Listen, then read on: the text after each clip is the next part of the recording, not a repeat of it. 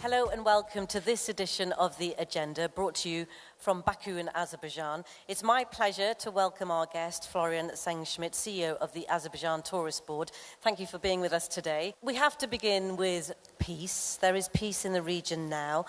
Can you explain the impact on that, on tourism in general here? Peace brings a new confidence in the region. Peace allows all beautiful countries to be promoted as a multi-country destination, a multi-country journey. And maybe this has been one of the obstacles in the past, that every country was a single standalone destination.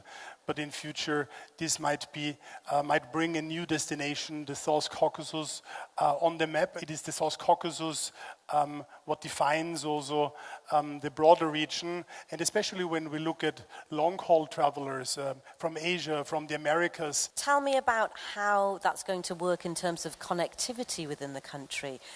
Is it easy to get from Baku to other areas? It's a beautiful country. It's so much to offer that, you know, a lot of the world don't understand. Please explain what's going to happen in that way. Many cultures have crisscrossed the country, many nations. People lived here of various religion, of various ethnicities, peacefully together. And I think that is exactly what you feel when you also land in Baku. You have arrived to a very energetic place, yeah. And I think the mission is to take this out to the regions and to bring this same energy and development also to other parts of the country. And that's exciting, isn't it, when you look at how this can open up, especially with the borders as well, that movement, because as you mentioned earlier, often that hub will allow people to really plan a different kind of trip and put the South Caucasus on the map. I know it already is on the map, but really on that map. Absolutely, the South Caucasus is a destination, and not only in the region it creates new partnership opportunities, but also for the expanded region across the Caspian with Central Asia. We're already implementing currently such a fruitful cooperation with Uzbekistan, for example.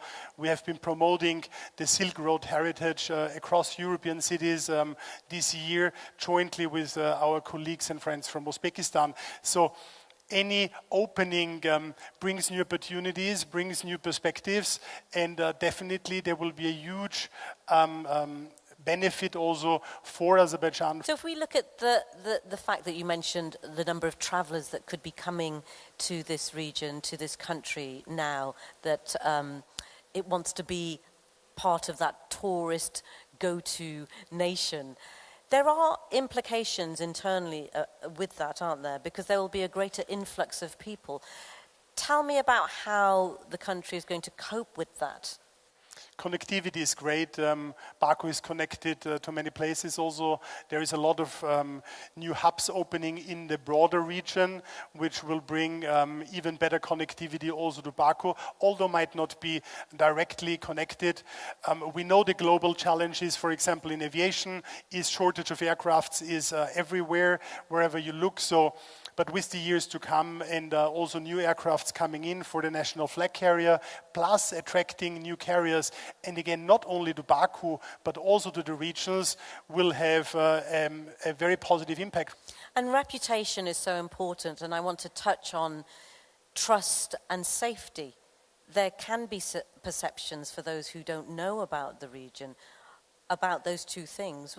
What are your comments about that? Peace will build further trust, will build more confidence to investors, to global brands, to anyone who is coming to the region. But safety is something what is a very personal perception.